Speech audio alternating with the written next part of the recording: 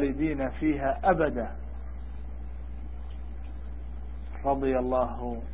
عنهم ورضوا عنه. دارت إلهي سبحانه وتعالى وسداس أكرامي عدة رب سبحانه وتعالى أكراميه ورب سبحانه وتعالى أقرأ أيان وحنسك حصوصنا سبابها إلهي سبحانه وتعالى من نوت المامي الكتاب في كريم كقرآن كا إيوه سنة النبي عليه الصلاة والسلام إنه إشارة اللي قاريه saas darteed qofku waa inuu xil iska saaro haddii uu doonayo daartaas inuu gaaro sida rabbi subxaanahu wa tacaala uu inooku yeeray oo uu u yiri wasaaricu wasaabiquu usoo tartama u dheereeya u degdega ku tartama تنافس وفي ذلك فليتنافس المتنافسون لمثل هذا فليعمل العاملون in loo shaqaysto asbaabahaas inaynu wax iska xusuusino culimadu kutubo badan bay ka alifeen kutubo badan ayay ku tilmaamaan qaarna way ku gaar yeeleen oo ta'liif gaar ah oo jannada iyo waxyaalaha naciimkeeda lagu gaarayo iyo sida ay tahay xaaladeedu wax badan bay ka alifeen qaarna kutubtay ku dhex daadsan tahay badan ayay ku dhex jirtaa waxaa culimada aada wax uga hadasha kamid ah alimaam ibnu qayim raximah allahu tacaala wuxuu leeyahay risaalo kutubadiisa qaarkood laga soo bixiyey oo asbaabta uu ku tilmaamayo ku khulaaseynayo ugu waaweyn ee jannada lagu galo oo isagu 10 arrimood uu ku khulaaseeyey waxaa jira kitaab weyn uu leeyahay la yiraahdo الهادي إلى بلاد الأفراح هادي الأرواح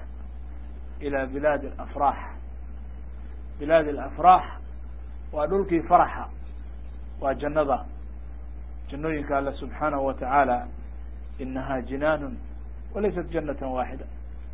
وجنوين كلا سرية كلا درجة سرية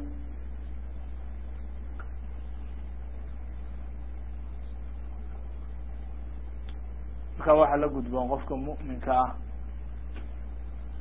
سيدو وجود دالي لها الرمها دارسين كره جنة إنه كود داله وانا ماشي لو كلا أرديو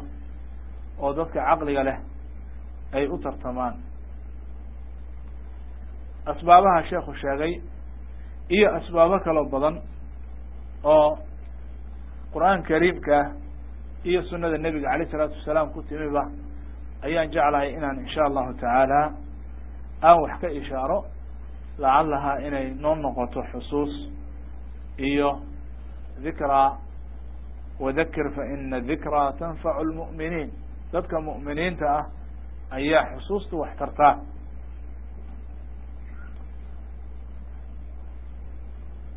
masalada labaad oo aan jeclahay inaan xusuusiyo waxa weeye ta aan u galin asbaabaha jannada iyadoo tawfiiq ilaahi subhanahu wa ta'ala lagu galo oo ciidaanu ilaahi subhanahu wa ta'ala وين أقرن أنا جريه أيها هدنا وحو إلهي سبب ودي عمل صالح أين وقع إلهي سبحانه وتعالى قرآن كريم كوحيري وتلك الجنة التي أورثتموها بما كنتم تعملون جنة وأتكو بحشين عمل كي يسمين جرتين وحي رب سبحانه وتعالى جزاء بما كانوا يعملون يعني واحد جنة سلوسي ونافسن مركو إلهي سبحانه وتعالى وكسر الشيكي وحي كل يهين أي جزاء بما كانوا يعملون وحي رب سبحانه وتعالى ويري مركو إلهي سبحانه وتعالى لبسكو ذي يقروح ذي نعمة ذي إلهي كشيكي أي يري إن هذا كان لكم جزاء أرن كم بأبا الجد إذن نقضي وكان سعيكم مشكورا سعيجيني عمل كان صوصا ميزانا ميد مشكورا لما هذه أيها فأصدرت ولا ليا لقوا مجاره جنة كفضي شقي وبانطي عمل ليس بالأماني كشاعرك عربك وحيري وما نيل المطالب بتمني دنيا مركور رماي شاعر متنبي اللي يراضه شعراء عرب تكمل وما نيل المطالب بتمني ولكن تؤخذ الدنيا غلابا يعني الدنيا ذا حوق إيه وحلوك القادم الصبر إيه بالوك القادم يا ما هنا إسكما أبو يرغفكم أنتوا إسكر رياضة صاير فقد وحسن هلا إيه وحسن هلا إيه وحسن دارته هلا ولسنا وحسن لسنا كما جاروا في أساسه الدنيا لقوا ما هلا مركا قفكي وحدونية أو طلب إنه جاره وإنه شقية لا بد من العمل لا بد من العمل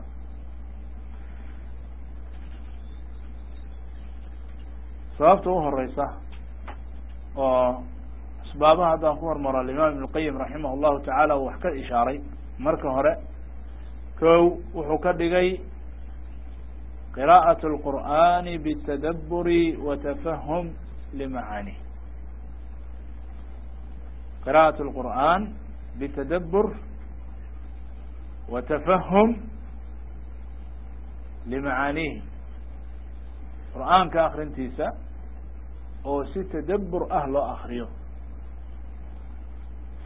يعني لغو فكريه معنيه سلا الروحيه تصنع وحيوبها أنت معنيه سينا فهمت واي إلهي سبحانه وتعالى وحيي سوي أضمد سوء حقولها الله أو حقولها الله رب سبحانه وتعالى فأصدرت وإن تفهمتها رب سبحانه وتعالى محوكا الربا محوكا الدونية محاله أمرية هذا كلام الله تبارك وتعالى هذا الإلهي وهي سبحانه وتعالى حق وحق كل ذي سوى حق وحشرية وحق وصدق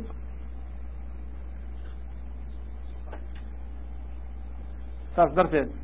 أيها أدونكم حباه يتدبر قرآن كمركو أخرنا آن النقون إنه اسكعيريه ننبه وحوي من عبد الله بن مسعود رضي الله تعالى عنه سيدة صحيح مسلم قطع الله قار صباح أي كسوة جرمادين مركز صلاة الصباح لتكذي أو قرقي سكون نقضي أي نمن دوره وإيمان الباب كي إذن طلبين والقراعين وإذن طلبين وحي كبا قبر الجارية ده كسوة بعد ولو إذمي مركز بنانك عبار جوغين عبار ببنانك استاهي مركز قبل الجارية خادمة هذين تيتم واحد ترى والدين إذمي محاول سوق الويدين مركز ويسوق لين أركي يسوق لين وحي أسوق لين عبد الله بن مسعود رضي الله تعالى عنه هو تسبيح سنة هو فدي ذكر إلهي وكجر تسبيح وكجر حاول سوق الويدين بيري حير هذا وحن يعني لين ضدك إني مارت قارف ردانا مقريهم وسير يراهن مركع عبد الله بن مسعود سيدا أي نمانك الرواد ده كشيء لما هذا لين نمانكي هو سلامي وفريسية تسبيح لي سيبو سكوت حوغا مركي اللي تجوغي وقبدي خادمة هدو حكوية يا جارية قرح لي إني صوب حضي فيري مركز هناك فيري سي waxay tiri wali qorax lima soo bixin markaasuu iska watay dhikr tasbiixiisii buu ku jeestay yiraahdo nalamaan tasbiixiisii buu ku jeestay tasbiixiisii buu watay cabaar markuu tadoon ya jaari orod soo fiir qorax lima soo baxday markaasay banaanka fiirisay way soo fiirisay way soo noqotay waxay tiri soo baxday markaas jeer camal bay noqotay oo mar walba waxay dhahaysay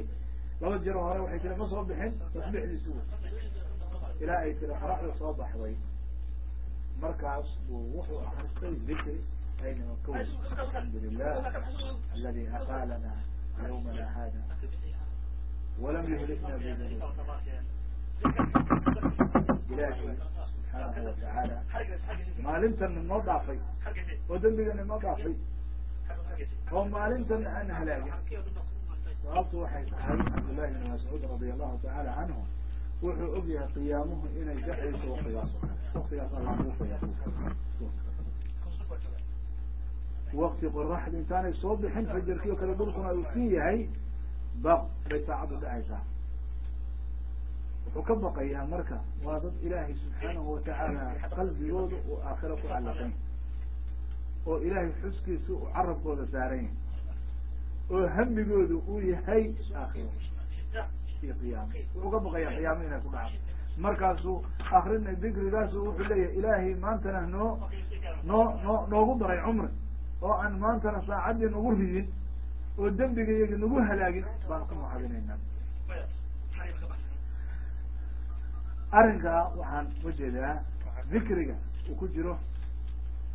marka nimankii baa nin baa wuxuu weydiiyey aayadaha quraan kamida kelimad buu macnaheeda weydiiyey aayad dan ma weydiin kelimad buu macnaheeda weydiiyey markaasuu yihi cabdullahi bn mascuud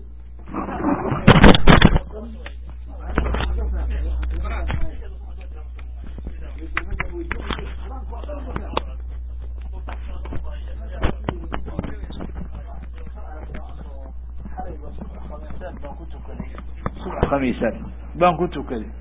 yani shanta juz oo hoos aan ku tukaday shanta juz oo hoos yaan ku tukaday xalay markaasuu yihi cabdullahi bn mascuud yani waxa weye sidii gabaygii oo kaleetaad u eriyeysa miya u ceyrinaysa sidii gabay oo kale iyaad u shubaysa miya qur'aanka qof saa u akriyey way fog tahay maani way adag tahay macaanidiisa inuu qur-aanka wax ka fahmaayo oo uu tadaburo oo uu macaanideedii uu ufiirsanayo aayadaha cadaabka iyo aayadaha jannada iyo aayad sheegaya macaanida waxa laga rabo awaamirta nawaahida ku jirta waxa ku jira waxaasoo dhan inuu fahmo way adag tahay hadduu sidaas u ceyrinayo bu yihi qur-aanka macnaa waxaan ugala jeednaa tadaburku waa qasadka qur-aanka loo soo dejiyo in la tadaburo macnihiisa la fahmo walow wax yar ha nin saxaabada kamid ah ayaa waxaa nebigu alayh slat slaam uu sheegay suurat likhlaas suuratu qul huwa allahu axad inuu ilaahay janno ugu waajibiyey waa suuradda keliya ninkaasu wuxuu ahaa asxaabtiisa ayuu sariya uu madax u ahaa yani ciidan koox yaroo la diray sahan ayuu madax u ahaa markuu tujiyo markuu suurado kale akriyo wuxuu kusoo khatimaa qul huwa allahu axad